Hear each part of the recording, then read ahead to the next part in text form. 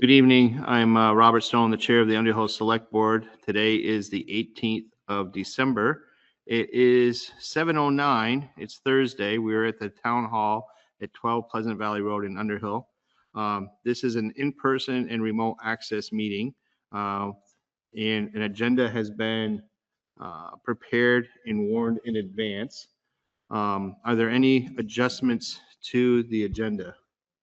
I have one. The grant that we signed, the amended grant, there was some confusion there with the 12 Dumas Road.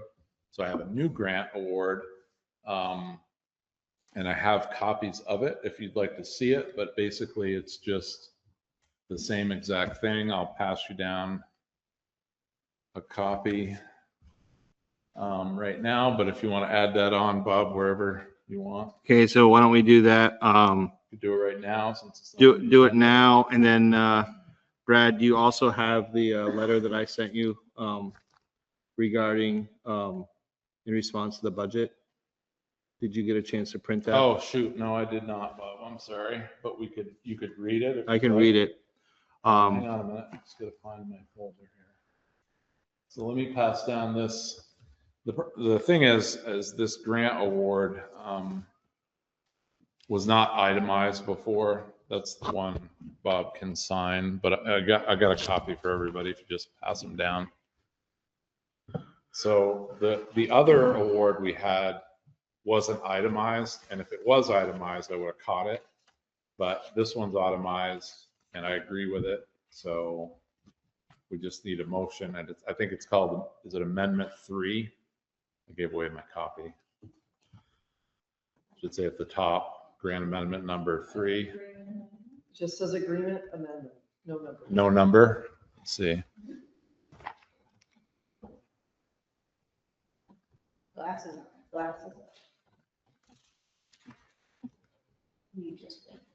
Yeah, I'd call it grant amendment that, Oh, and in box 2, it says amendment number 3. yeah, that's what I thought. So this is amendment number 3. So I guess just a motion to authorize Bob to sign grant amendment number 3 for 12 Dumas Road. A motion to authorize the chair to sign amendment number 3 as it relates to the Department of Public Safety's agreement amendment for 12 Dumas Road would be in order. So moved. Moved and seconded. Any discussion? Seeing and hearing none, are you ready for the question? All those in favor of the chair signing the version 3 agreement for the Vermont Department of Public Safety as relates to 12 Dumas Road, please signify by saying aye. Aye. Aye. Aye. Aye. Those opposed with a nay. That motion carries 5-0. Okay, so there was no adjustments to the agenda other than a letter that I'm proposing to send out, and we just took care of the other piece. So the next portion is open public comment, but before we get there, I would like to make an announcement of the holiday cookie challenge here at the town of Underhill. I'd like to thank the staff and the select board members for participating in tonight's challenge, and like to announce the winners of that competition. In third place, Patty. In second place, Jennifer. And in first place, Maureen. And the Snowflake Bentley Award awarded by the Jericho Select Board went to yours truly. So, thank you everyone for participating. I thought it was very tasty. Everybody's. Yes. Yes. Very. Very good.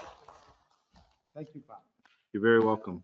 So with that, we're just about to 7:15 for open public comment. There is no one here at Town Hall. It does not appear that there's anyone in the virtual environment, so we'll move right into reviewing amendment and move. Can't even speak. I just want to check the screen here, Bob, quick. So, No. yes, that's correct. No one is here on virtually. I've confirmed that. Oh, good. All right. So the first item for us to tackle tonight is the review and approve Amendment number 1 for the shared acting zoning administrator position. So I can explain that quick, but I did a little memo on the end there. So St. George, I went down and met with St. George with their select board chair or their DRB chair, I think, and we just went over how both towns are really pleased with Maya's performance, and they would like to utilize her 7.5 hours a week, which is good for her because now she has a full week. And there's no change to what we're paying. Our contract is still good for until June 30th. And then, so this amendment is just to show that St. George will be paying a little more. Okay, so I'm going to move to accept amendment number 1 of the shared agreement between Chittenden County Regional Planning Commission, the town of St. George, and the town of Underhill for the acting zoning administrator position, and authorize the chair of the Underhill Select Board to sign that amendment. Is there a second? Second. Any discussion? I did have a question, and I think maybe I'm just not understanding the math on this. In the packet, there So was, on the very top, you're saying? yeah, Yeah, so- on your memo page, there's So- like the yeah. two different colors. So but- in red, Yep. that was something that regional was just kind of budgeting before we hired someone Okay, about what it could look like. okay, So that's not what happened. So the actuals are the actuals. okay. So And That so was- this is going to be, so this number is what's changing, is the 7214? or no, is this no, that's the goes- same. That's the same number we have. Got The it, only number that's changing is the St. George portion. St. George. Okay. I wanted to make sure I was Yeah. understanding that correctly. Yeah. Thank you. So is Maya not working a full week? Does she have downtime? If she's going from 5 hours up to 7.5, Yeah, does she have basically downtime? no, she can't get her work complete at St. George in the 5 hours allotted. So she needs 7.5 hours in St. George. So it's less administrative work for Chittenden County Regional Planning Commission. If she was doing 30 hours for us, She 5. still is. Right, Yep. just, hold Yep. on. If she was doing 30 for us, 5 for St. George, and she had 5 for administrative stuff for, Yeah, I don't think that 5 for administrative stuff is probably overinflated. okay. So You know. she does, it's not like she had a gap in time. No, Okay. That's my question. she just can't get her work done, and they recognize that. Okay. So Any other discussion? I'm just excited. She's with us and with St. George and doing such a great job. I just want to put that on the record. She's a phenomenal employee. yeah, absolutely. I agree. Any other discussion? Hearing none, are you ready for the question? All those in favor of the motion, please signify by saying aye. Aye. Aye. Those opposed, the nay. That motion carries 5-0. Pass that down.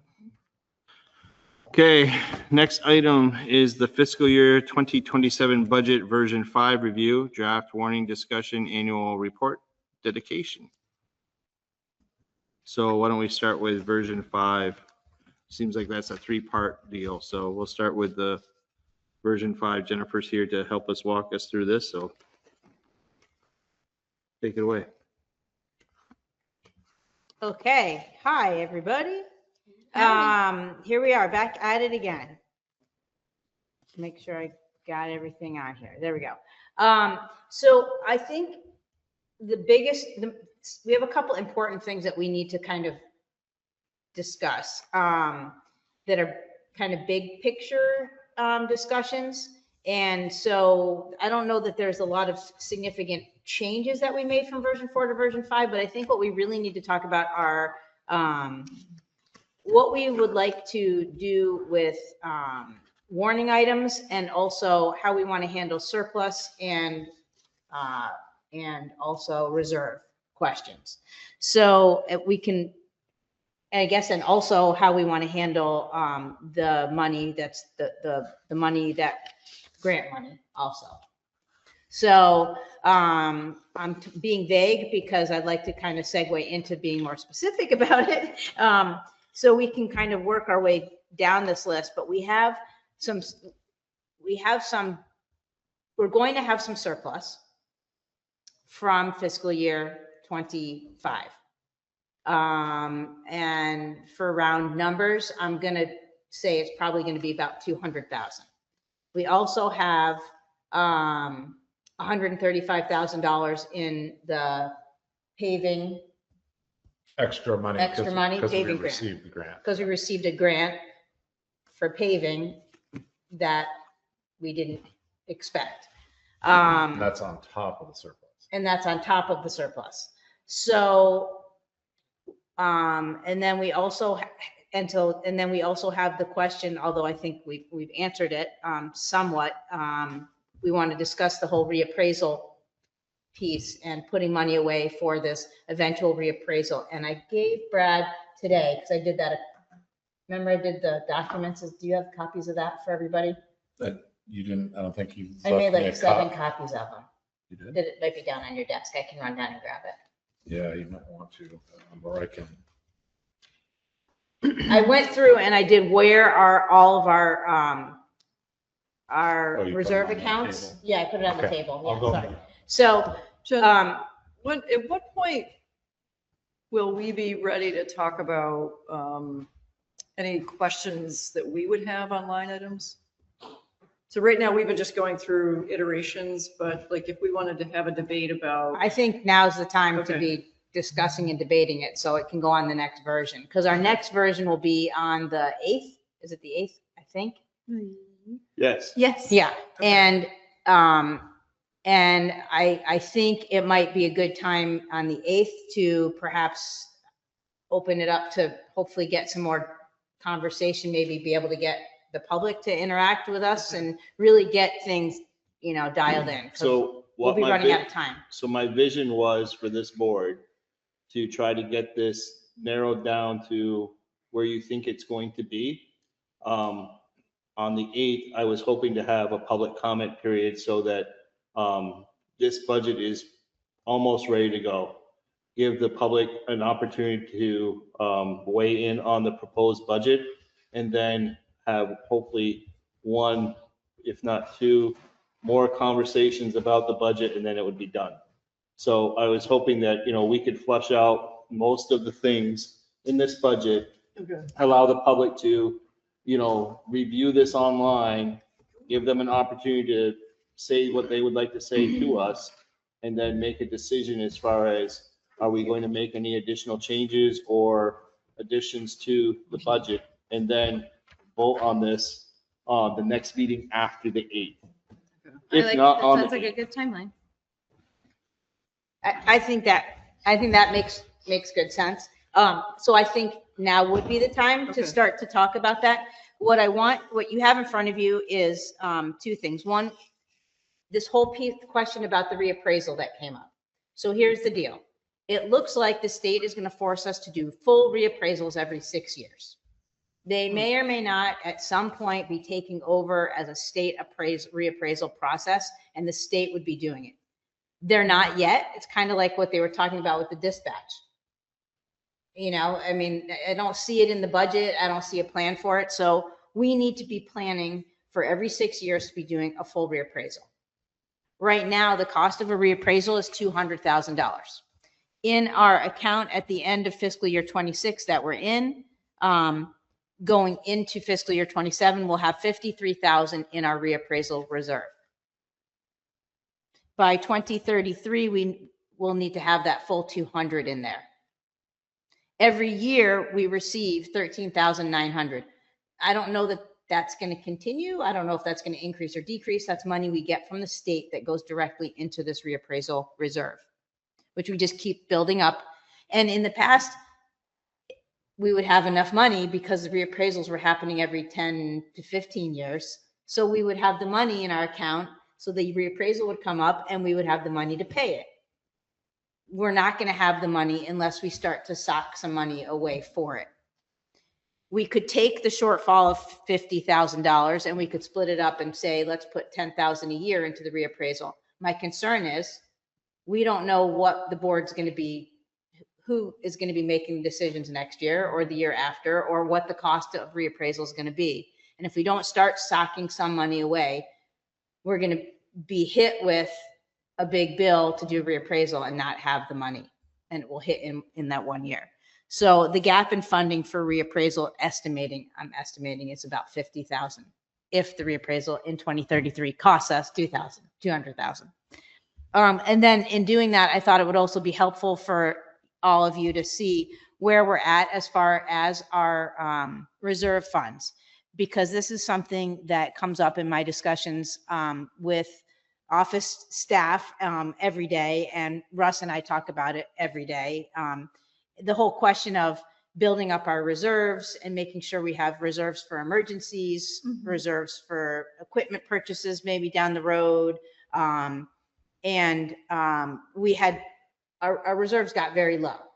So we have a plan, and it had started 2 years ago, where someone first made a motion on the floor, and we put $100,000 into the highway reserve.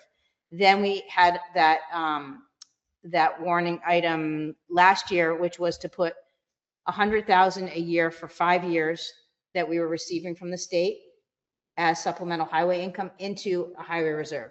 So you'll see the line item highway contingency reserves up to $226.84.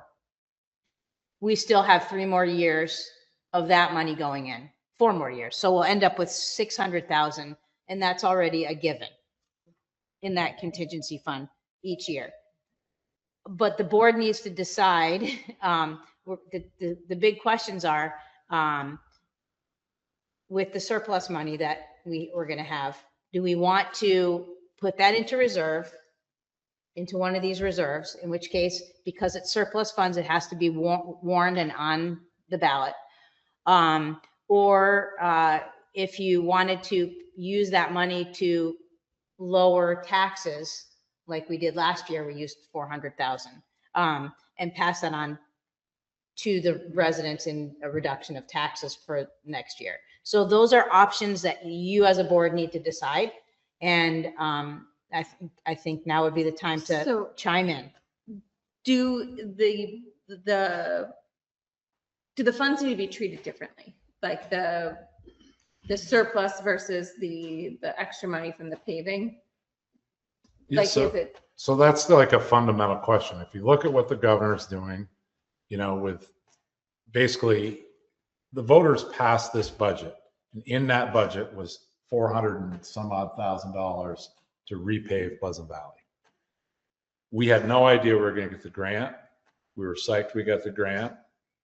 That's been paid for, but really that's unexpected revenue that if you follow the governor's philosophy, he says that should go back.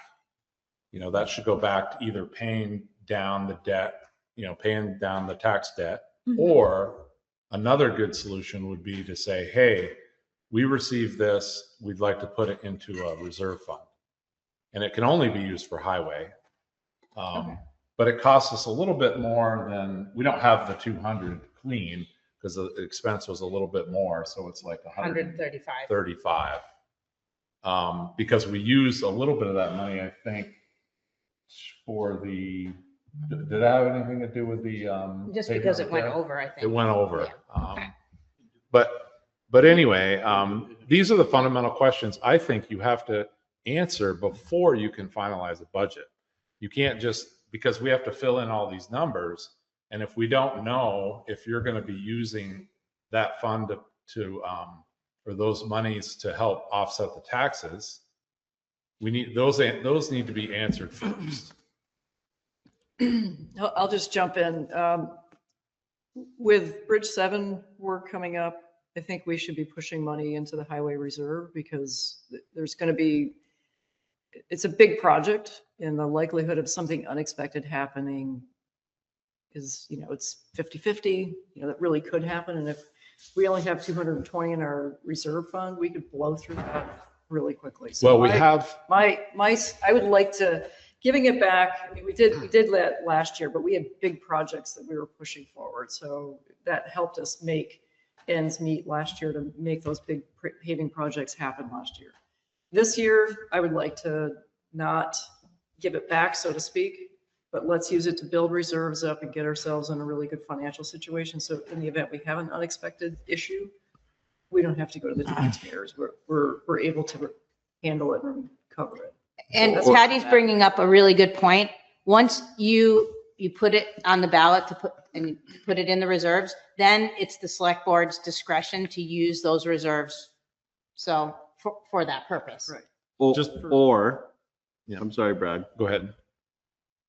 If we have reserve, it's possible to consider, instead of borrowing as much money for the purchases of a highway truck that we just bought and having to borrow money for that, that we reduce that cost in the capital budget by borrowing less. But Which we've would- already which would- purchased which would our save- trucks.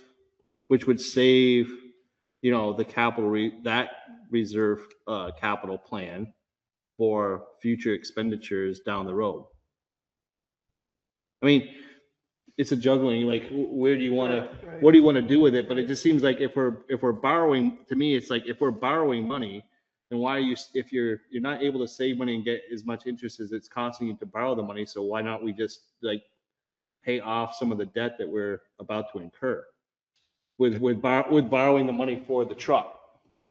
And then spreading that payment out over X number of years, it just seems like if it costs us how many thousands of dollars to buy that dump truck, it just seems like, well, take that $200,000 or whatever we're having in surplus, or take a portion of it and deduct that from that payment, so we don't have to pay back as much. The one thing I just want to, the Bridge 7, back to the Bridge 7. So we do have roughly around, I think it's around 87,000. If we bond, we agreed to bond the full amount, and then we have the grant, subtract that from the bid price, we have 87,000 in there to play with, for extras. But then there's going to be oversight. But I agree. For $1 million project, Yeah. that's Yeah. not a big enough contingency for me. I agree. 'Cause Mhm. things can go wrong.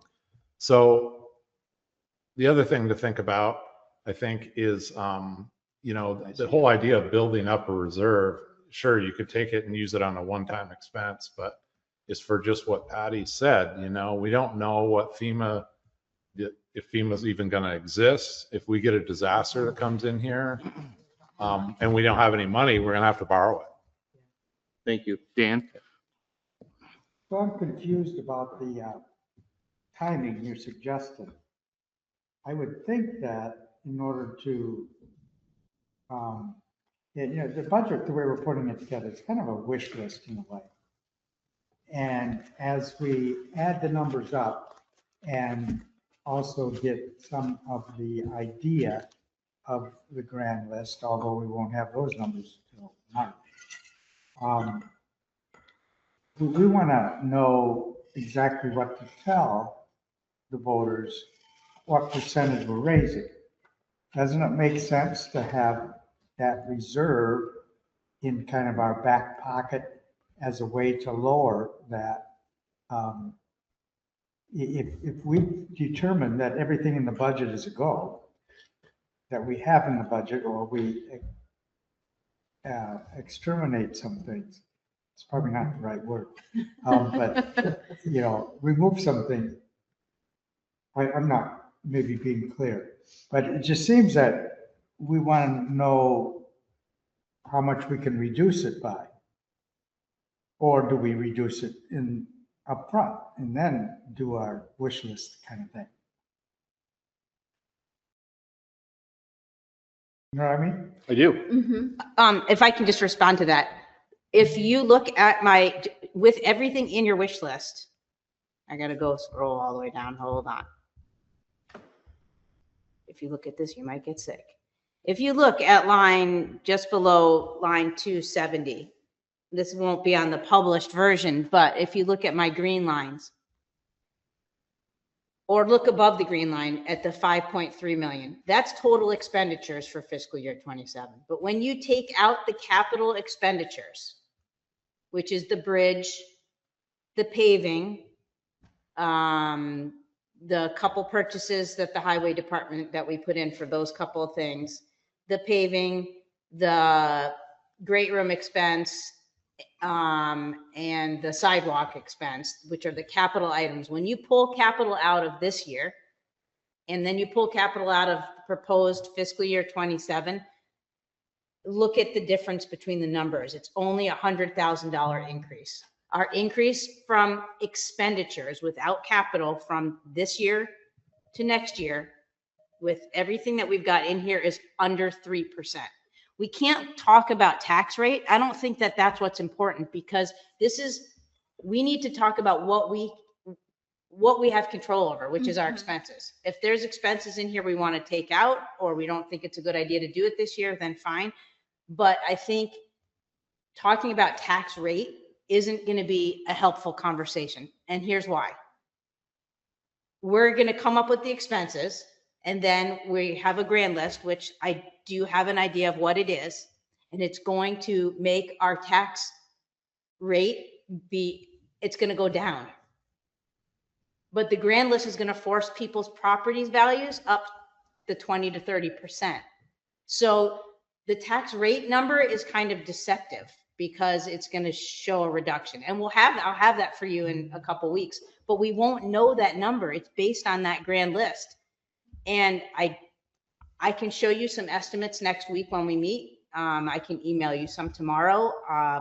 But I think you're going to see that even if with everything that's in here, once we put that new grand list number in, the municipal tax rate will be a reduction of this year. It's going to go down. Jennifer, I'm missing something. When you talk about pulling out the capital, the 27.7% increase. That includes the bridge. So you're talking. But the bridge is funded, is what you're saying. Right. It's funded. And I'm just saying that of this huge, it looks like a 27, almost 30% increase from fiscal year 26 to 27. If you look at all of our expenses, it looks really like but on the 30%. Revenue side, you're counting additional revenue from the bond, and that doesn't show up here. This is just point. Expenses. Is that the point? Mm-hmm. Okay. And the ARPA money, almost 200,000 in ARPA money is not raised by taxes. Yeah. And like the actual operating budget of the town. Right. Is what is almost flat. Is almost flat. When we get to the point of presenting this. Yeah. I think that green line needs to be like, you need that labeled, like net of, because I keep coming to the 27%. There's no way we can pass You'll see 27% increase. It's not really 20%. Net of revenue, net of capital. It's basically operating expenses. But like the average person isn't gonna connect those dots, and they're gonna say, what the hell? No, because we're not asking for the tax dollars to pay for those. So that won't be reflected in the tax rate, because 1.4 million of that 5.3 is we're not asking for tax dollars. Non-taxable revenue. So I think there is a label that tax dollar impact. I think because right now it's not labeled. I mean, it's over here to the side without capital expenses. I'm going up here so she can see this. So see the top lines where it's what we're looking for revenues. That's where that number will be. So I'm sorry, where are you? At the top to the right where it says proposed budget and they're blank. Yes. So once we know everything else, I plug those numbers in. And what we're looking for, those will be the numbers that we're raising by taxes. Yeah. That increase will be low. That's the number that's going to be pretty flat. What we're asking for tax dollars, what we're raising in taxes is going to be low because of all of these other. I would say go to the warning quick that I put in there, the draft warning. Thinking of the average person looking at this, what did I do? The first thing I did, I went to the bottom line. I'm like, what is the total? I skipped everything. When we first started looking at it, I'm like 26% increase. But that's what a lot of normal people are going to do. They're going to go right to the bottom and say, what is the overall increase? So labeling, you don't have labeled that line below 270. You don't show that increase or decrease there. That's not a number that I've ever shown anyone, but I do explain it. But so if we go back to the warning, so when we're on the floor passing the budget, right? The motion's going to be show the voters approve a grand total expenditures of blank of which blank will be raised by taxes and blank will be raised by non-taxable revenue. So what Jennifer's saying is the bond, that whole bond and the ARPA money, almost $1 million, will be non-taxable revenue. So my point being is, when we get to this, when we're looking at this from the floor and everybody's got their town report in their hand, simply go back to the previous year. Will they do that? Well, it's the abstract. It's just before this. Right, but will they do that? Will they look at, because if I want to know what was it last year or what is it this year, people are going to be able to. But I think that that's why like the narrative that Jennifer does and like the way that the article is worded is so important. Because I agree that like if you see that number by itself, but I think being really clear and explicit about what amount of the increase is funded by tax dollars. Right, and that's this top line, number 5, local municipal property taxes. So that line 5 in column H under proposed budget, that number there is going to be approximately a couple percent. You know, that's the number that's going to be low. You're not seeing it, but that's the tax revenue.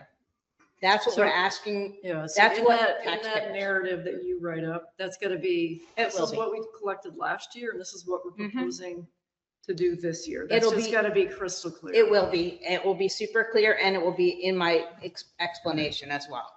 And I think if the question came up from the floor, I would simply point everyone to the abstract of last year and say, okay, here was our budget. You'll see that our budget is much higher this year because of the bridge and the bond, but you'll see that we're not asking for from taxes. We're not is about collecting the same as last year. exactly. 2% higher, whatever. It's that coming exactly, from, and then everybody would be, oh, okay, I see. Right.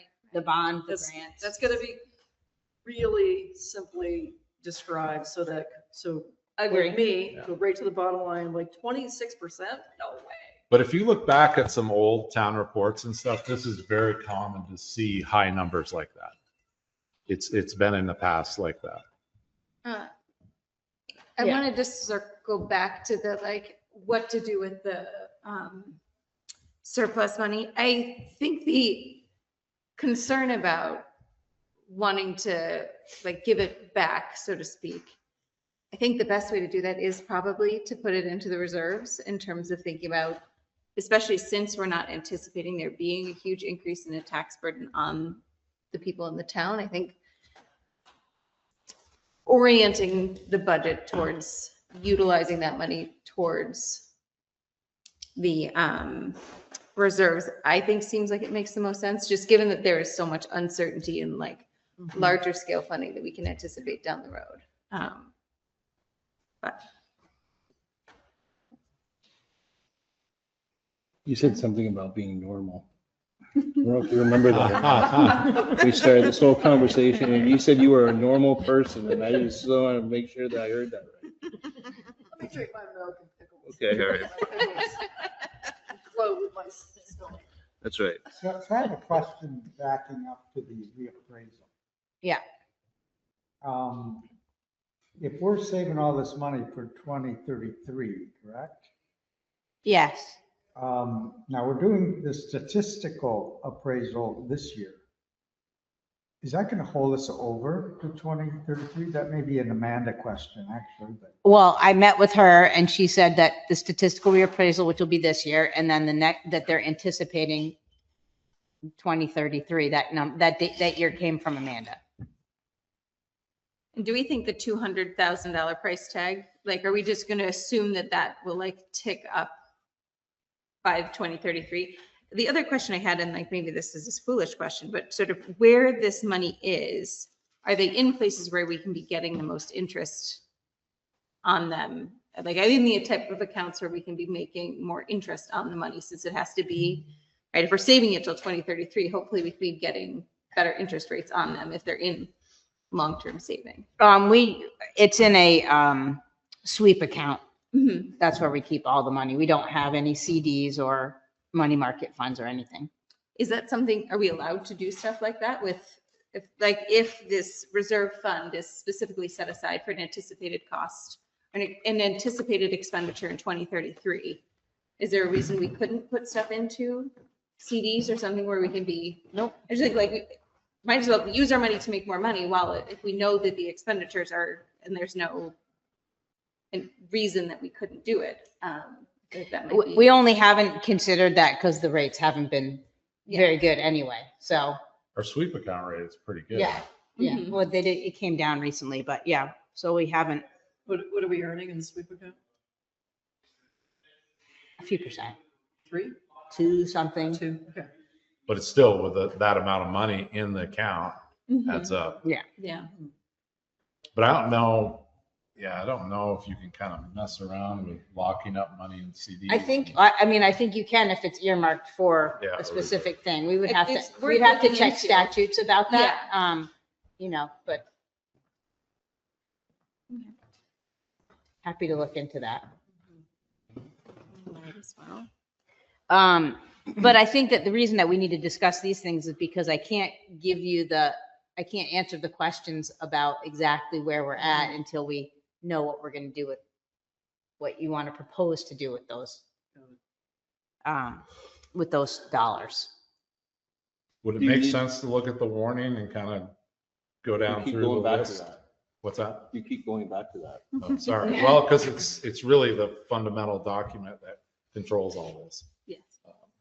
Well, you- But we still have to go through the budget and Mhm. say yes to that, no to Sure. that. Yep. Like, Sure. we, Right. all we've been Yeah. doing is wish list. We haven't said, Yeah. can't do this, Yeah. don't Yep. want to do that. That's true. And I think Let's do it. I pretty much think everything is in here that I have heard from people, from anyone.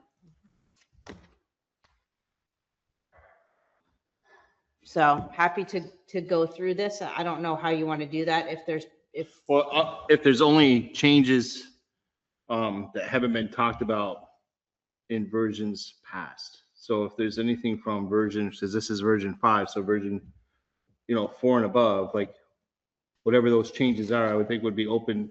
And if there's any other additions or revisions, that would be fair game. I would like to kind of lay out a proposed schedule, just so you have an idea of what we're looking at. So we have 2 meetings in January, 8th and the 22nd. So the 22nd is the first day we're allowed to sign the warning. That means the budget is done.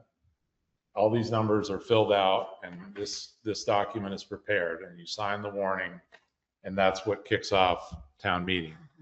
You have 10 more days after the 22nd that you're able to sign the warning. So you'd have to have a special meeting the Thursday after the 22nd if you didn't want to sign it on the 22nd.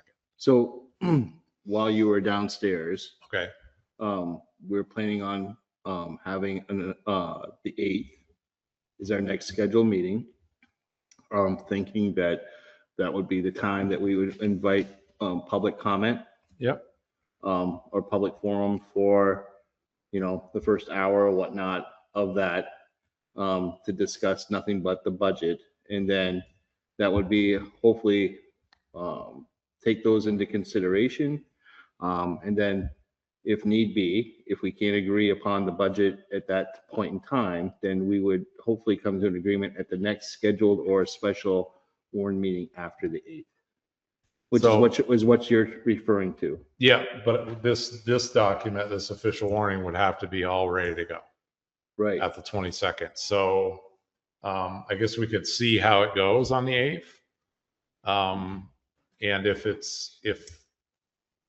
it looks like we're going to need more time, because this really, in an ideal world, this warning would be completely in your packet for the 22nd.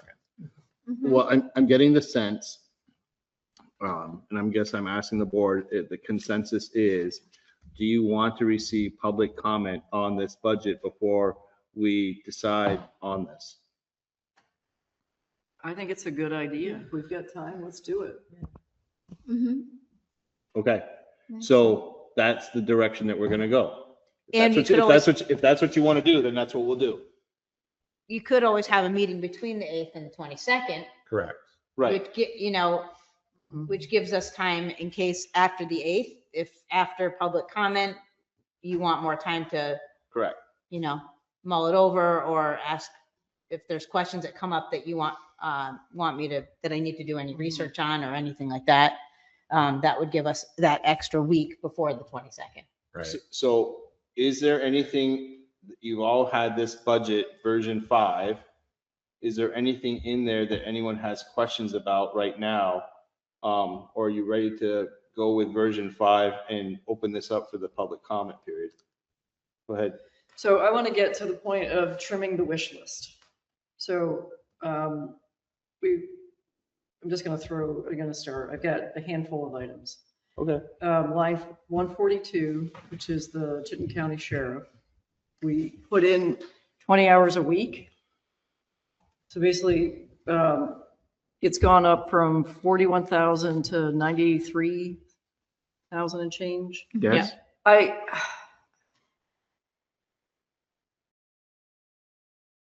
can see increasing the hours, but I am questioning the 20 hours a week, and I'd like to see that reduced to maybe 10 hours a week. Rather than do a 100% increase in the hours, I'd like to see a step higher, but not. Well, we have 10 now. What, so, okay, go from 10 to 15 hours a week. I'm concerned about us becoming the sheriff department that pulls everybody over. It's like Essex Junction, where you don't go over the speed limit because you know that you're going to get a ticket. I'm uneasy about that. I could go for additional 5 hours a week, but I don't want to double it. So I'm concerned, thank you. I'm concerned that the amount of traffic that we are prepared to go and throw down the Irish Settlement Road is going to be dangerous. And that those extra hours are going to be critical and needed. And they're going to be needed on the weekends, and they're going to be needed at night. Can we put up a sign for Irish Settlement Road that says local traffic only and direct people to go to Route 15? Sure, you could spend all kinds of money on signs, but unless people know that there is going to be enforcement behind the action of a speed limit sign, they're going to do whatever they want. They do that now on Pleasant Valley Road. So it's like, for me, it's like parking signs on Mountain Road. You can put parking signs from the top of Mount Mansfield all the way down to Pleasant Valley Road, and people are going to park wherever they want to park. You know, we've talked about, you got to have the signs facing the road, and you have to have them facing the right, and you have to have them facing the left, and God forbid anybody can't see or read the sign. You know, it's just like, figure it out. So we're talking about the bulk of the 10 hours that is currently on our wish list Yes. is on Irish Settlement Road. And we're gonna put them on Irish Settlement Road and random times so that we can.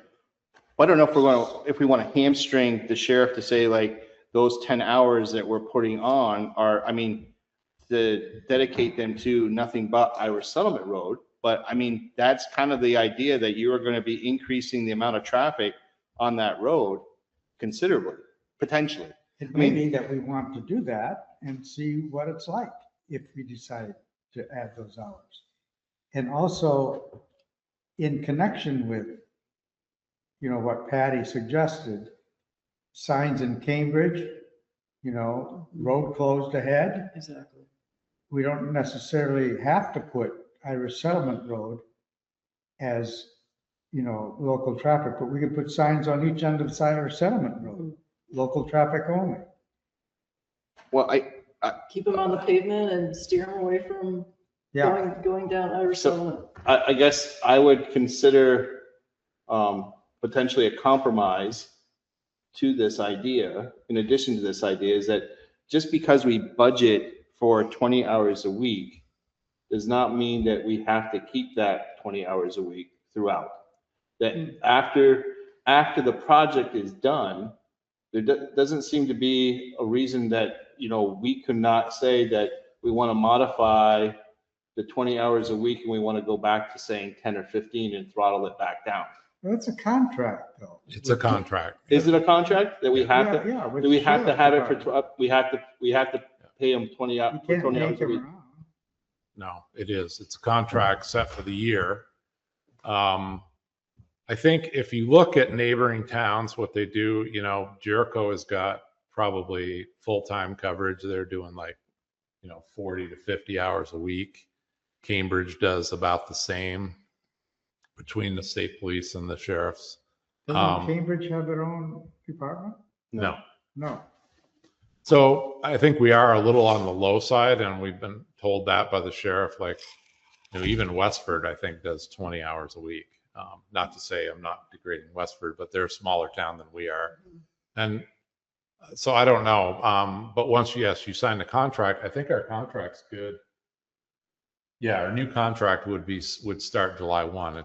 It goes with the fiscal year. So does the contract say that we are obligated to Yes. have so many hours per week? Yes. Correct. Well, You can't store. it them is for so ever many so- hours per week. I'm sure it works out. There's some times where they may not put that full time in, but make it up the next week. Only by a little You amount. can't save it and stockpile it for June to October for the 3 months that. No.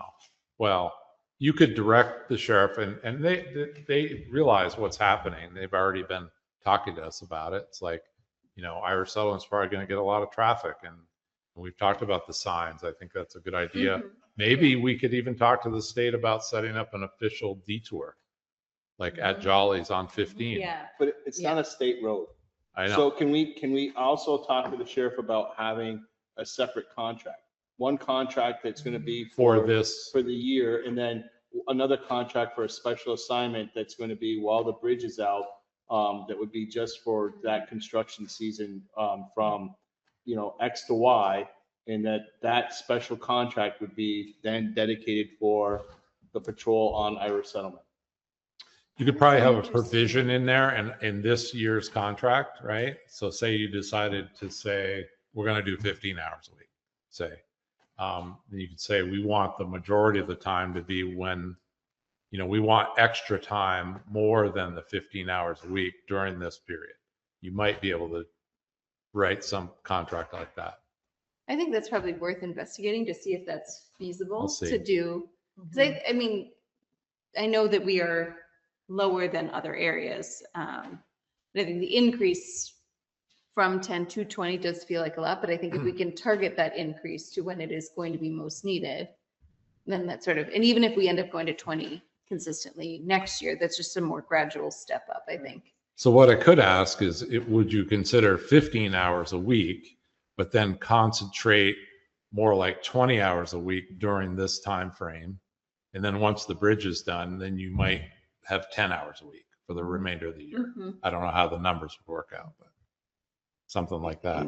Yeah, and we could beef up. I could get my head around that a little bit more. I Mhm. don't want us to be the police town Yeah. where everyone's getting pulled over and given tickets. Like Southern Vermont. And during that time, to support our no through traffic or through traffic discourage, Or- treat Irish Settlement Road like US 2 in South Hero. Exactly. Open up the culvert, make it one way, make people go. Well, Giant bump. it is. Don't grade the We road. could do Don't grade that. We could do that now on Pleasant Valley. And that would solve a lot of the problems.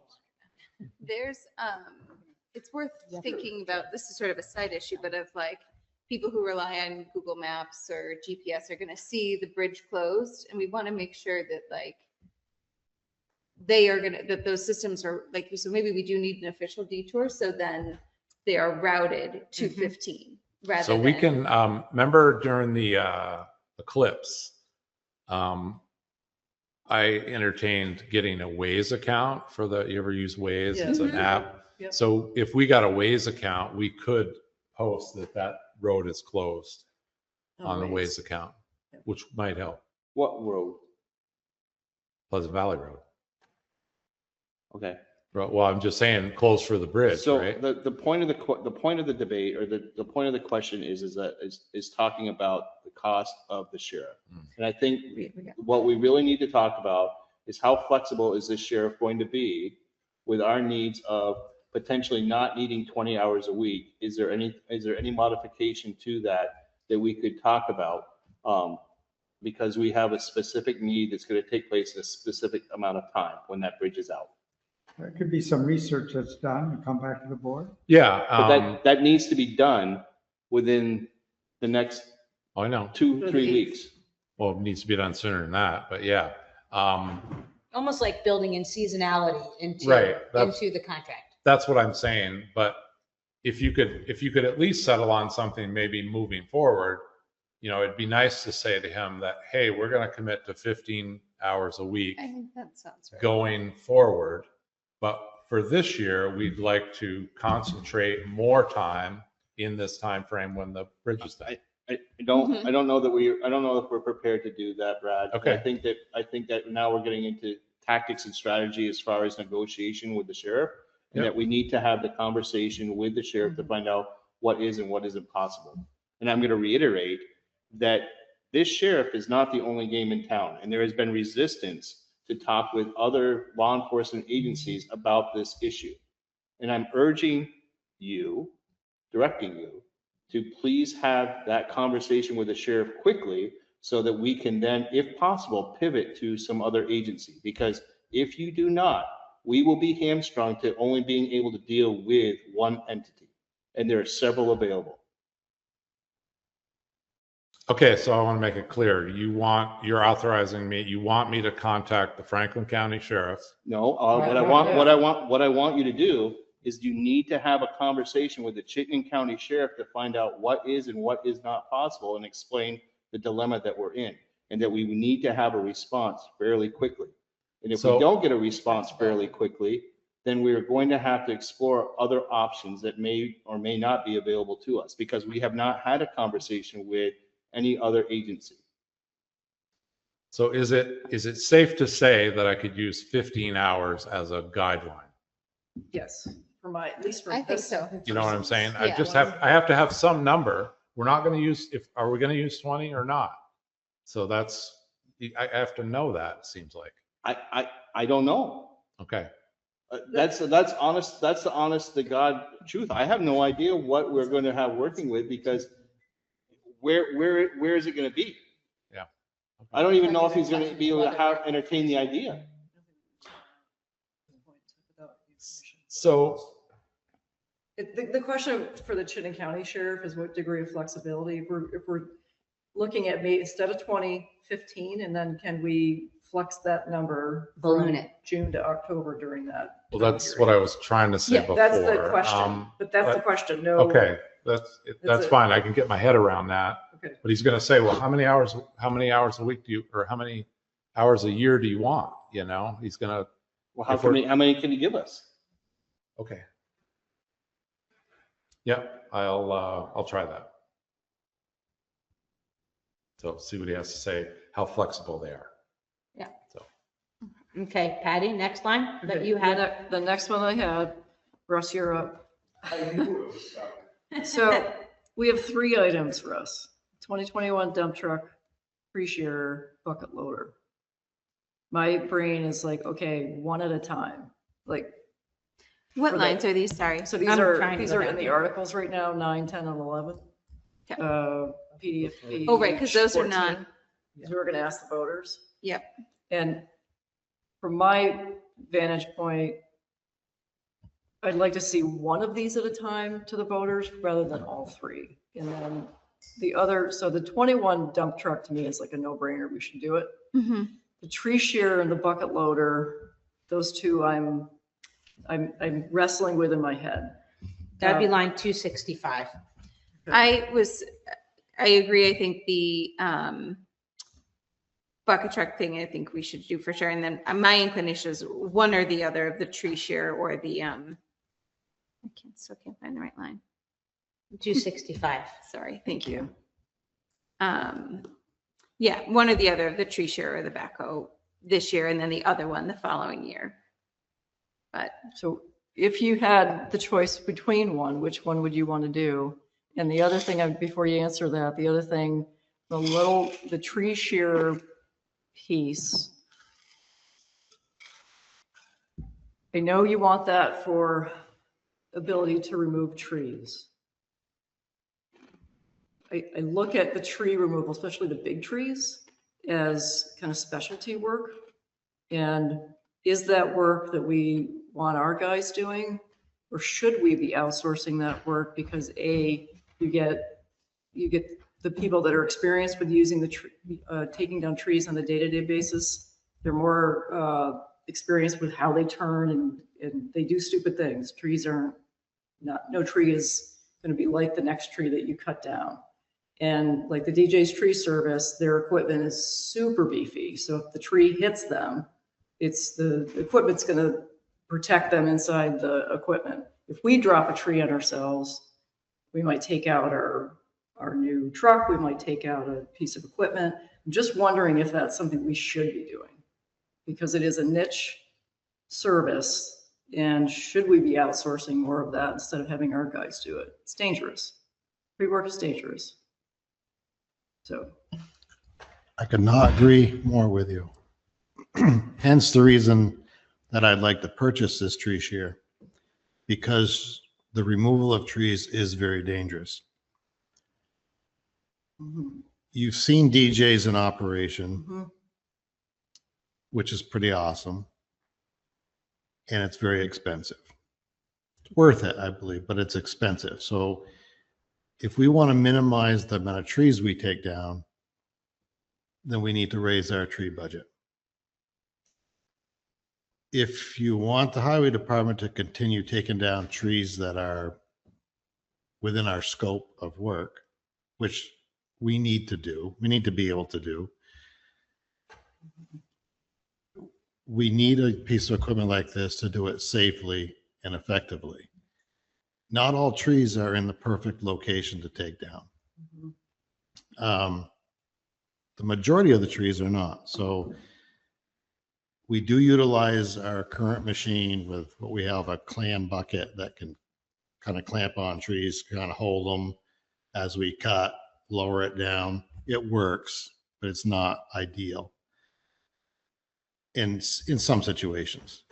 But to be able to reach up and take down the top of a tree, set it down or run it through the chipper at that point, and then reach in and grab the bottom is just, in my eyes, priceless. Because I've seen it with guys that are down there with a chainsaw, and things lots of times go the way they're supposed to go, but there's been some times that get pretty like kind of a thing, and it looks like it's a tree that should be no problem. I think anybody that's cut a tree down or has cut several trees down have had that.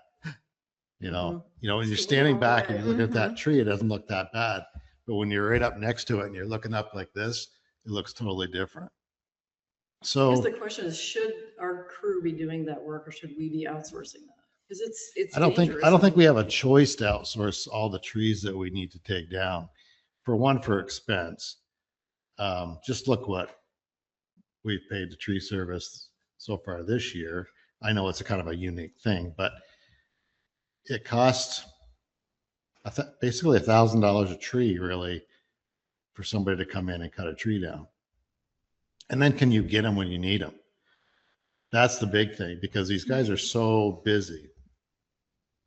I'm not looking to take down monstrous trees. I'm looking to be able to take down the trees we currently take down in a safe and effective manner. That's what I'm looking for, or we are looking for as a crew. And to be able to take down more trees because you can do it so more efficiently and safer. So I feel that I've adjusted our budget and other lines to compensate for the things that we would like. And I think I've been pretty financially strong with our budget. I understand that because there's 3 items, it looks like it's a big thing. I think if you add all 3 items up, it's not huge money. Next year there's going to be the pickup or 1 ton that's going to need to is being replaced. So next year we're going to have a truck involved. We've got a 26-year-old grader. We got a 10-year-old bucket loader. These things are still trucks and equipment are still popping up. But I feel that I've adjusted our budget to save us money to be able to purchase these items that we can do ourselves versus hiring out with contractors when we need to do it. Not, okay, we're working here, we got these trees, we got to call the tree companies, we're out. 3 weeks, which But is the- But the common. tree shear is still not going to help you with that giant tree. You still got to I'm call sorry, in. say that again. The tree shear equipment is not going to help you with the bigger trees. No. You got to call in, Yes. you got to call in help. It's just the Yeah. little, it's the smaller stuff. The- And You're is it, talking trees this big that we can take down.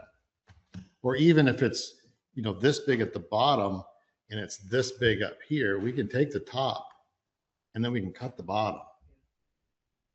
So we're taking trees down and we're setting them down in place. We're not crashing trees down and making a big mess. I'm looking to do this,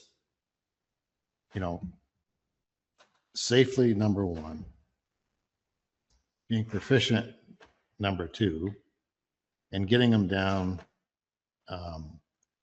without destroying people's property or, we're able to work around, still don't want to, we're not going to work around power lines, but, we can work around a phone line or a cable line where we can't without it. So that's my vision of the tree shear for sure. The truck side of things, after having a spare truck and then not having a spare truck would be very detrimental to this town. I think what you're hearing, the 21 dump truck is a no-brainer. We should put Well, that. it's a no-brainer, but it's a voter, it's I going know, to be a but- separate but line. As a select board, we get to decide what gets on the articles for the voters to look at. So at least from my standpoint, Article 9, that's a no-brainer. 10 and 11, I'm still up in the air on. And those don't necessarily have to be, that's a question. Those two, I don't need, we put those on the warning because I think you as a select board need to decide, are those going to be warrant items or they're going to be embedded in the budget? Right. Because we're We not haven't borrowing decided money for them, they don't have to be a warrant item. Yeah, they could be They can debated just from the be floor. debated from the floor and be part of the budget. See, and that's why when I would mention the fact of, taking the budget and cutting our budget in different lines and being respectful of the budget to be able to add these pieces of equipment into the budget versus a warned item. I know the truck has to be warned due to how we purchased or leased it before. That's still up to the voters if they want to check yes or no to have that truck. And so if I cut out of our budget to be able to put in a tree shear and a used backhoe to really be productive. That's what I'm trying to be. I'm trying to be productive, I know. get lots of stuff done, and just not be waiting around. I don't like that. We come to work ready to go, and I think we can do more work safely and effectively. I'd like Thank to you. take a chance to comment on my support for the tree shear and living on Poker Hill Road where the ash tree removal started, and seeing both what the town employees did and then watching DJs come in and seeing a road where along the roadside there's ditch that goes down to stone wall to trees that are tangled in electrical wires and going around our lines and our phone lines.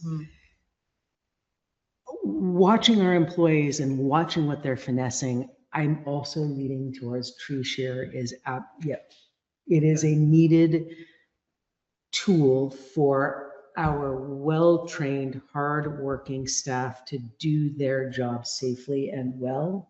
And DJs is expensive. And I do feel watching that work and Don Toby's sharing the pictures of DJ's tree shear. I also stopped and videoed it because it is awesome and the awe of watching these huge trees and being moved safely and lifting up over lines. So there is absolutely the time and the place. And I think that we really save the tree specialists for the really special trees, and that that a tree shear protects our people, it's the right job for the tool. It's the right tool for the job that we want them to do. Protects them, is efficient. It's worth it. Thank I would you. like So to see just- some data from other towns and how they might be using their tree shield if they have it. And how, effective that is with them. I think that, the logic is great. I'd like to test that logic out with a little bit of reality and see how other towns, if no other towns in Vermont, some towns should be, able to do it. And I'd like to get more of an assessment from them rather than go on the sales flyer that the tree shearer has. Thank you. So just to let the group know, we are 20 minutes outside our window for discussing this. We can continue this conversation. It's a lot of good information, but we are over by 20 minutes now. I guess the only thing that would help me is, let's just say for assumption that you're going to decide to do the tree shear and the loader, the rubber tire backhoe. Is it safe to say we could take those off the warning? I think the tree share should be in the budget for sure. I'm glad you mentioned, Russ, how much you have, I think, looking back at, sorry, thank you. The decrease of the line items of the contractors, and there was some other thing that you kind of it's $40,000 net saving, I think was highlighted there in whatever the green version was. So I think for sure the tree shear should be a line item in the budget. And as I guess the dump truck obviously has to be on the warning. And the bucket loader and backhoe, I guess I'm not sure that one's. So I don't know if this group can answer that question, because if we're going to have public comment in a public forum about this, they may come in and specifically say they want that as a separate article, or advise this body that they want that to be that. So I think that needs to be somewhat fluid at this point in time. I don't know that we can commit to it being a separate article or not. Okay. I mean, can you explain to me why it's critical to make that decision now? Like, we have to make that decision now, or can that hold and wait?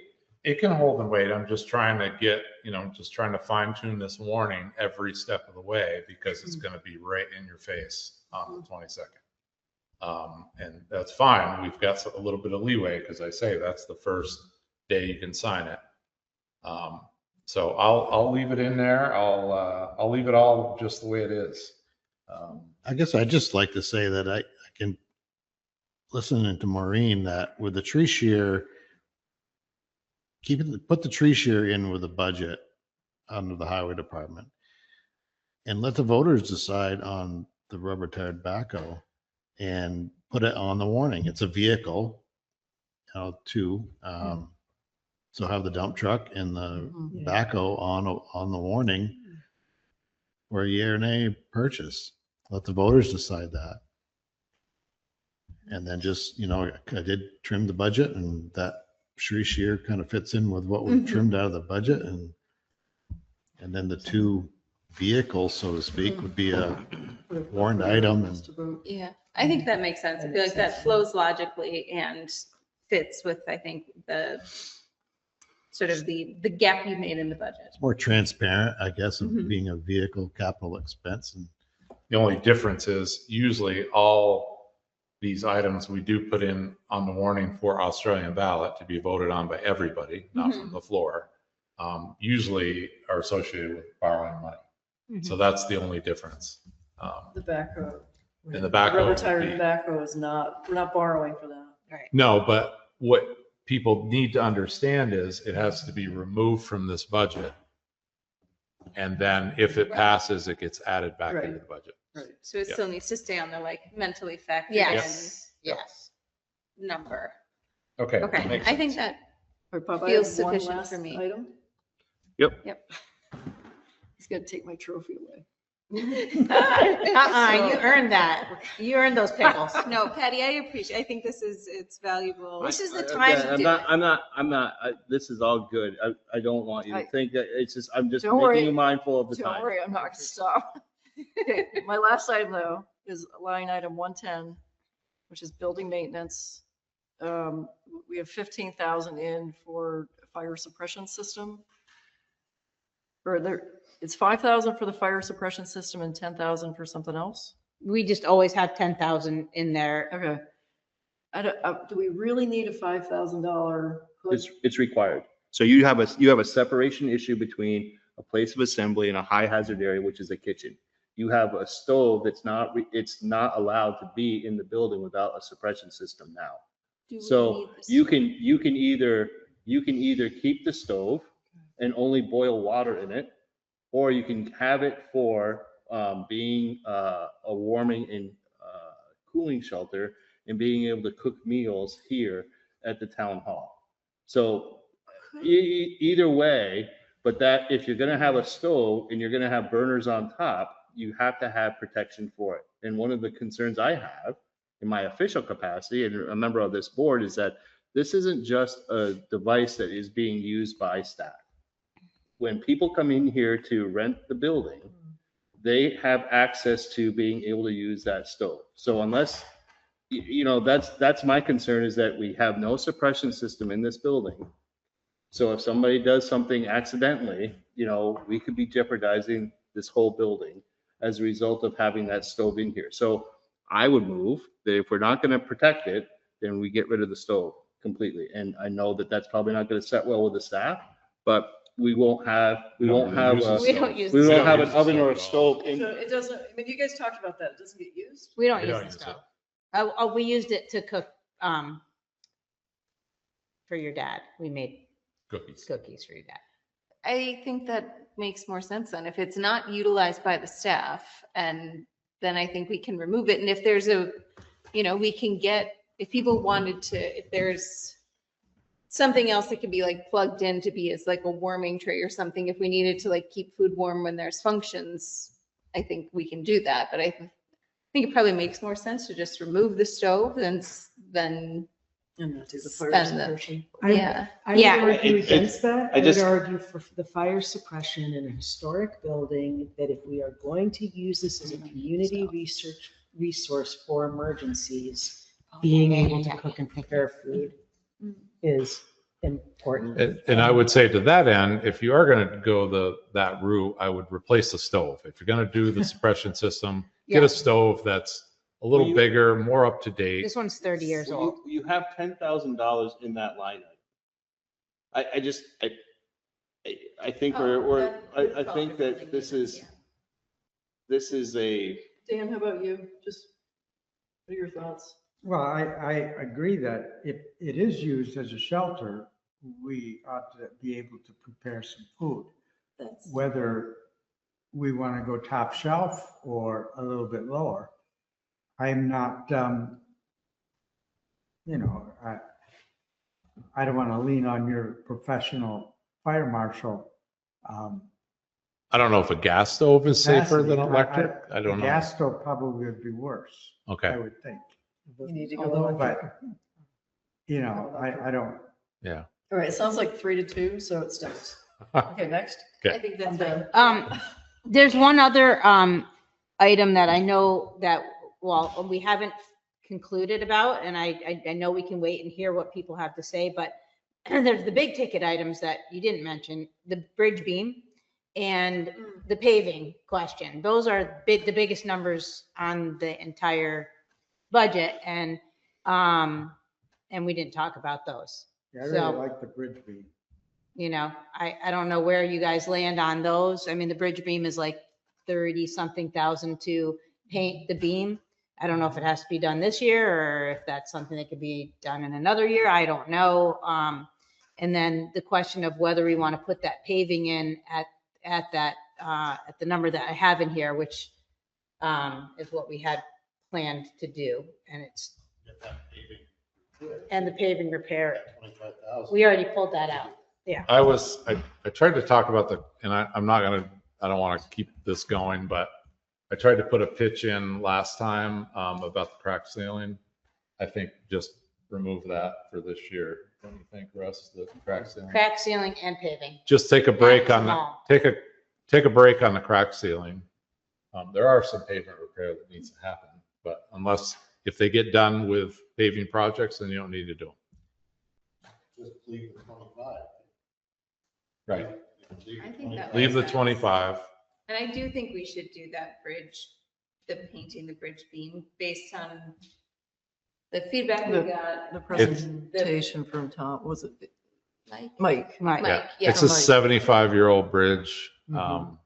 And, stuff takes maintenance and we don't want to replace it. I think it makes sense to Yeah. keep that. I think so too.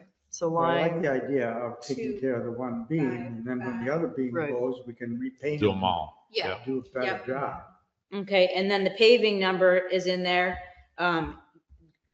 what line item is that? Line 267, infrastructure roads. That's in there for Mountain, River Road, Hummel to Sand Hill, and Pleasant Valley number 4, line 267. I wish I had that document in front of me with all of my, had all those different versions of the Yeah. different combinations. Yeah. I think it was version number, is number. It was in the last packet, Okay. but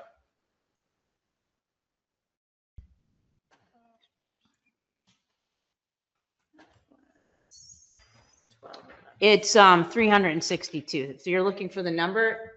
It's $362,000 worth of paving. And then the $979,615.50 is for the bridge. Okay. So that 1.3 million is $362,000 worth of paving, which is also would be utilizing 132,000 of that leftover. leftover. Mhm. But there you go again. Then if you're going to do that, that's fine. But I think it should be in the question, right? Because it's kind of, it's not really surplus. No, it's using the grant from the prior year. Yeah. So anyway, So that's, I'll just leave you with that. That's something to think about. yeah. And I encourage you to listen to what the governor is saying. And I think there's some merit to it. So what did, Mike was saying last time, a single number every year, 270, I'm just making it up. No, like 280? 230-ish is what we usually, what it costs to pave a mile of road every year. That's not So- including any, that's So a shim and overlay. What I would suggest is again, I'm 1 of 5, everybody gets to chime in on this. My leaning is to stick to the 230 number. So get that number up to 230, but don't add the extra 132 to bring it to 362. Get to 230 and that's it. Based on what? Based on what was what saying. Mike was talking about at the last meeting. He gave us several different iterations. We can either do 230 every year, or for this next fiscal year, there's already 132 available, Mhm. and then we add 230 to it to get to the 362. Yeah. I think we should just get to 230 for this fiscal year that we're working on. So Patty's recommending basically taking out the 132,000. And that should go into the reserve. Do 1 mile of paving. Right. So every year we do 230,000 miles. How much paving do we have? How many miles? 10. No. Well, it's not included. Yeah, I'm just thinking, yeah. So there's so many miles that we're supposed to redo every year. And I have in my head 9/10 of a mile. And that fluctuates on the condition of the road of whether or not you have to reclaim it, or you can do a shim and overlay, or whatever the remedy is. And you also have to be mindful of the cost of asphalt, because that seems to go up every year.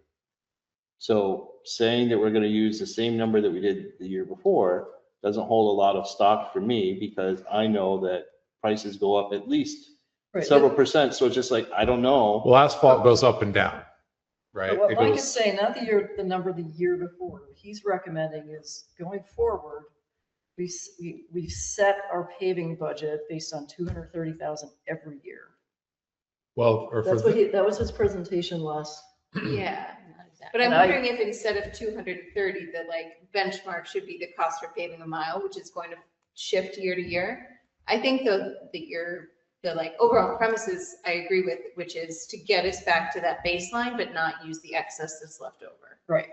That's what. That's what, and I exactly. think that like That's exactly where my head is keeping the at. baseline at like the annual allotted budget in the absence of like something else that is a pressing concern is that but the line item should be the equivalent cost of for doing a mile or 9/10 of a mile, whatever. the I think we need to, requirement I think we need to look at that again. is, but- okay, so we'll put Mike's packet in again for the 8th and Yep. have it on there. Because it is a large item Mhm. and we need to get our arms around this.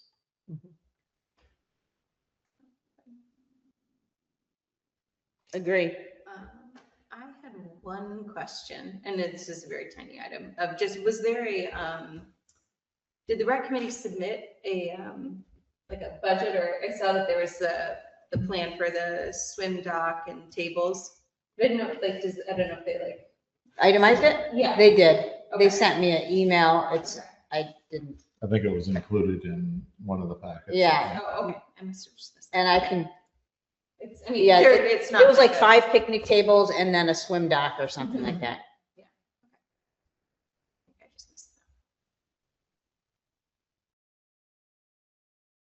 Did you- All right, so the 8th, we'll invite the public to participate. Mhm. How long And- do you want them to participate for? I think 30 minutes is okay. I wouldn't, I think an hour is a little bit long. So give everyone 2 minutes to present. Yeah, typically in the past, I don't want to be a pessimist, but typically in the past, when we've announced this and advertised it, we don't get a lot of participation. So, but you never know. Can we word this that if there is no one here or once the questions have been answered, that we can then begin with our next? Well, you can do that anyway. So typically, when you have a public hearing session like that, it's a little different than a hearing. It's more like open public discussion. You can say, we're going to move on, or we're going to keep discussing a budget. If somebody comes in during that time slot, then you can just stop what you're doing and listen to them. Okay, so if it's the consensus that we'll do that for a half an hour, we'll ask Dan Mans to come in and try and facilitate that portion of the meeting. And then we'll transition, once we've answered the questions, right back into the budget. And I'd like I to did. limit that agenda to the budget. Unless there's something absolutely mission critical that we need to take care of, I'd like to try to get our focus on this budget and get it done. So we also have the petition Yep. that we need to discuss, so we'll be ready. We've got some opinions that I'll share. And we'll put that on. That's not an open discussion. That's Right. just for you to deliberate. Okay. All right. Anything else so that was fiscal 27 version 5 review. We've somewhat talked about the draft warning discussion. And the next part of this is going to be the annual report dedication. Yes. I had an idea. I looked back and I should have included it in your packet, but we've got all the dedications we've done over the years in the town report. A lot of them have been to people or organizations. I think I would like to recognize our committees. I think our committees work really hard. They're dedicated. They volunteer their time. We've got the Recreation Committee, the Planning Commission, the DRB, the Energy Committee, the Conservation Commission. I think they should all be recognized. I also want to announce that Brian Tion is stepping down as chair of the Planning Commission. Not a, you know, on a good note, he's really excited with the new energy. We have a couple new members, and he's really excited with the energy that they bring, and he's kind of realizing that, hey, I don't have that in me maybe anymore. So, but he'll be back. He told me he would, you know, take a couple year hiatus. And maybe he'll come back in a different capacity. But I think recognizing these people that volunteer a lot of their time here, countless, I think it's a great deserve to be idea, Brad. recognized. Yeah. I agree with I like and it. support what you're saying. I like it. Yeah. Like We it can a lot. add some pictures of Yeah. maybe the rec committee doing a little project or the Yeah. DRB meeting and Yeah. site visits. So we'll try to do something like that. So. Nice. Great idea. Anything else? Moving on, review and approve the warrants. Dan, I think you got them right here.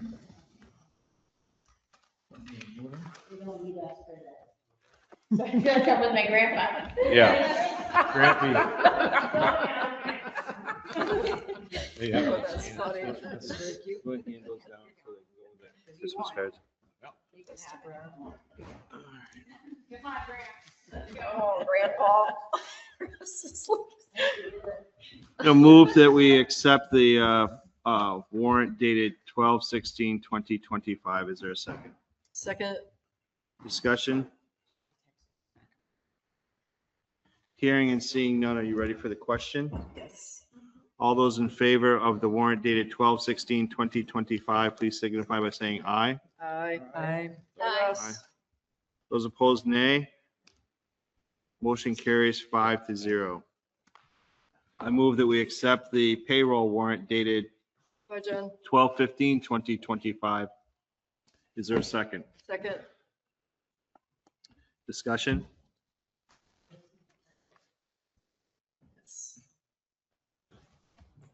Hearing none, are you ready for the question?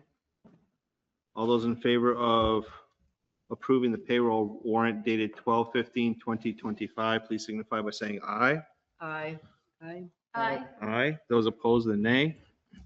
That motion carries 5-0. Next on the agenda is the closing public comment. There is no one at the town hall.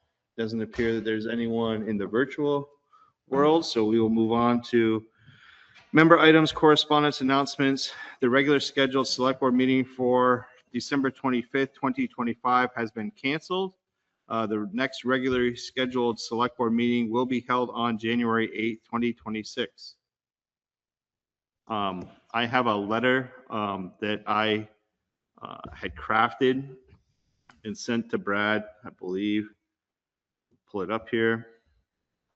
In response to a posting that was on Front Porch Forum. That would have been on the 17th. And in my response, I don't know how much we want to engage in going back and forth with this. So that's why I'm bringing it here. But I did respond. I don't know if anyone saw the comment about the budget and the insurance premiums for the staff, but that's what this is relating to. So my response to Brad, if I can find it here quickly. And I apologize not having this for you in written form, but I was going to craft it. Dear the residents of the town of Underhill, hope this message finds you well. As the chair of the select board, I want to take a moment to address the concerns raised in a recent communication regarding the town employee benefit package, particularly in light of our upcoming budget considerations. First and foremost, I want to express my gratitude for the feedback from our community members. Your voices are essential in shaping our town policies, and I appreciate the insights shared about the challenges of affording living in our community amidst rising property taxes. I understand the concern about the current benefit structure, which includes 100% employer-paid medical, dental, vision, life, and disability insurance for our full-time employees. While I recognize that some residents have suggested employees should contribute to their health insurance premiums, it's important to consider the broader implications of the change on employee recruitment and retention. In a small town like Underhill, we face distinct challenges in attracting and maintaining skilled professionals. With limited opportunities for career advancement compared to other large organizations, our competitive benefits package plays a critical role in encouraging qualified individuals to join our team and stay within our community. It is essential that we create an employment environment that appeals both current and potential town employees, especially given many avenues for growth available in larger agencies. As we work towards drafting the budget for the upcoming year, we will carefully evaluate how we can provide competitive salaries and benefits that ensure our town continues to thrive while being mindful of our taxpayers' interest. Thank you for your continued engagement and support. I encourage all residents to participate in our discussions and share their perspectives as we navigate these important decisions together. Sincerely. Yeah. Might be good to plug the January 8th since we had finalized. Yeah, I could add that January 8th into that. And that we invite participation in getting public feedback at the hearing. I maybe stand alone in thinking that it is not inappropriate for our town employees to eventually start to pay more of a contribution towards their health care as almost everybody else does. I understand that we need to be very cautious. We can't jump into this. That would be like taking things away from our hard workers who have dedicated so much. I didn't hear in that enough of the you are heard and we are talking and thinking about this moving forward. So I think there could be another sentence in there about that because if I stay on select board, I may not continue to support 100%. A plan of moving towards increasing percentage is what I am advocating for. And then the other part missing in there that I have to say, new select board member, I was a little startled at our salaries at first. And a mention that if anybody is seeing that, the reassurance that I also had of, oh, right, we have really, really skilled people who've been in their position for a long time. And just that sort of noting that. So I hear you. So what I can do is I can draft the feedback that I'm getting for tonight. I can send it to you all and welcome any edits that you may have, and hopefully through consensus through our group that we can agree upon a statement and then send that out. Does that sound? That sounds great. Sound reasonable? Yeah, and I That think it would- also needs to be really Shara, timely I response. talked to Jen about what we had talked about in terms of new employees. And Jen had a good suggestion that we have a committee of 2 select board members. And we can work with Jen and see what the options are, in the past. And there are ways that we can address that. And in a logical, then we can decide, what worst thing we could do or what best thing we could do. Options such as decrease the in lieu of that we pay to employees. We could only allow the employees to have 100% insurance and not spouses and offspring. Or we could have a 10% rate. Those are kinds of things. And with that, we would want to do some research. And I think it would be good to start working on that now. And I'm not sure we would have it ready for this budget season because it'll be a big job. But in order to, and also if we are doing something drastic, be a good idea to not only have comparables of other towns and other employers, Yeah. but also give the employees time to plan, Yeah, if this is a big switch. yes. So that was included in an old packet, the health benefits comparative exactly. towns. Mhm. And there's quite a few with 100%. A lot of them are 90 or so. But I think in the municipal world, you have it's a little different than the state. But I'm not advocating either way. I pay taxes here too, and I'm open to anything. But I just speak for myself. Not, I like the idea of a committee. Well, perhaps, Okay. perhaps we do need to consider a standing committee made up of members of this board, not the whole board, but maybe a subcommittee, and members of staff and potentially members of the public at large. I think just members of the committee at first, to study the options. We can open it up later. Here we are. I think that's gonna have to get explored as health costs in general just continue to increase. I think re-examining what is feasible for the town to undertake responsibly is just gonna have to get looked at. Yeah. While still being like a good and generous employer. Yeah. Okay. Anything else? did you have some correspondence, Patty, that you wanted to talk about, or? So I have a couple of emails from Steve Aber. I just don't have them. I can pull them up. Do I read them? What do I do? No, you could just kind of briefly summarize what they're about. Okay, so a couple of, I'll summarize, a couple of correspondences from Steve Aber. One was, this is old news relative to lighting at Tomasi Meadow and the concern about our meeting process. And I didn't see his email and it took me a couple weeks to respond. So I responded and said, defended our process and we were not holding inappropriate meetings, and explained what we were doing, and took offense to a couple of things that he had said, and again, just defended what we did. And there was nothing, everything we have done has been above board and transparent and explained our decision-making. That's moot now since the light has been pulled. The next email came in and was talking about the budget and concern about the increase. He's seeing the 26%. Of course. I saw that number too. It said 26%. That was my first look at it.